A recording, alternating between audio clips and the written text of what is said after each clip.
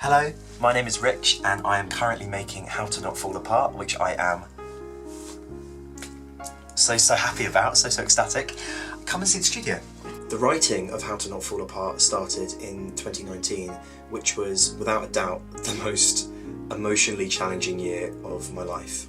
Lots of trauma happened in my personal life which caused my mental health to take a very fast downward turn, and as a result of that I was plunged into this state of anxiety and depression and hopelessness and didn't really want to carry on anymore. I ended up going to therapy for 18 months where I did a lot of deep inward reflection on myself, not only in terms of what was going on around me at the time, but also looking back at my past and my childhood and trying to undo and unlearn and resolve a lot of things that I hadn't previously focused on. So the entire experience really made me feel like I was coming full circle. Therapy was actually a really beautiful experience. It was scary at times, relieving. I laughed, I cried, but overall it was so cathartic and released so many weights off my shoulders that I had been wanting to get off my shoulders for such a long time. I can officially say now I'm in a much better, secure place and feel a lot more comfortable in my skin. Before the therapy process, the songs were a lot more sorrowful and I'd say inward facing. You know, it was me reflecting on all of these problems that were going on in my life and just screaming and crying about them as loud as I could. As the therapy process went on, the songs became a lot lighter because I was starting to notice the beauty in the world again and, more importantly, start to like and love myself again and enjoy spending time in my own presence. So as the album writing process went on, there was definitely a lift in the theme, both in the lyrics and in the melodies.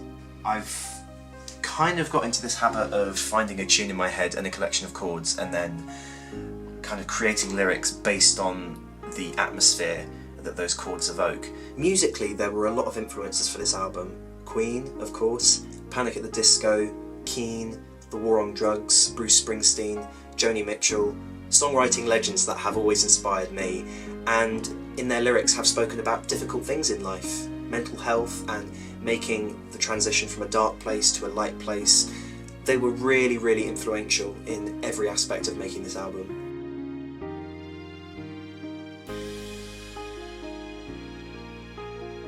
The whole album was recorded here pretty much in my home studio. I was writing here, recording here, producing here. It was a very freeing experience actually because I was putting all of these experiences on paper and actually talking about them and expressing myself in a way that I hadn't done before. Got a checklist there on the wall of what's already been completed. Just finished Get Out, which was really nice, and that's a bit of a fun and funky one.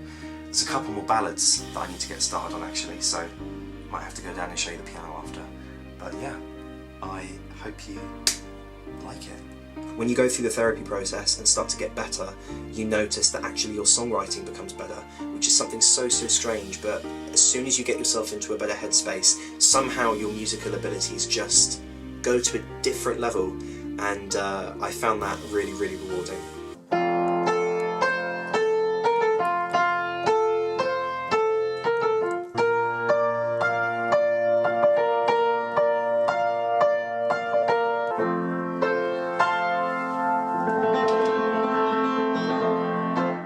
I think my favourite song on the album is Blood Red Butterflies because it's incredibly hopeful and very optimistic.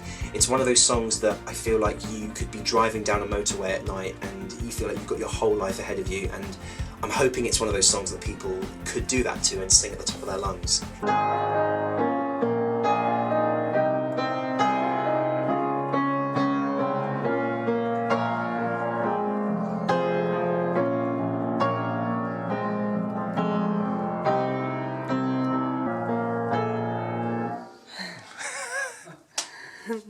What can you do? You're not always perfect. I decided to call it How to Not Fall Apart, not in an instructive sense, because it's not an instruction manual whatsoever, and I would never give anybody advice on what I went through specifically, but it's an ironic title, and while it doesn't tell people how to live their life, I'm hoping that it will give a sense of hope and comfort and reassurance and a listening space for anybody who is going through a difficult time. So if they're having a really rough day and they just want to put the album on and zone out to the songs and listen to the voice of somebody who has gone through a difficult experience themselves, then I'm hoping that will give them some kind of place to go. I'm hoping it will give them some kind of sanctuary.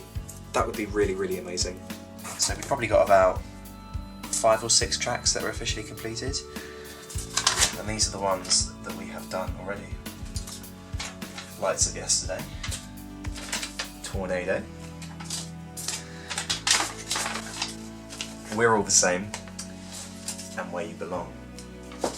And what I like to do is keep a checklist of where I've got to. So wherever I'm working, which is usually here, I'll stick these up just so I can keep an idea of where we've got to. Let's give Blood Red Butterflies a whirl.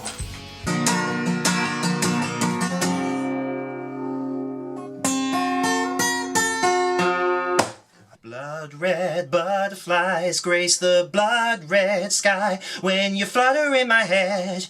It's the beauty of life, and I die and I die and I die.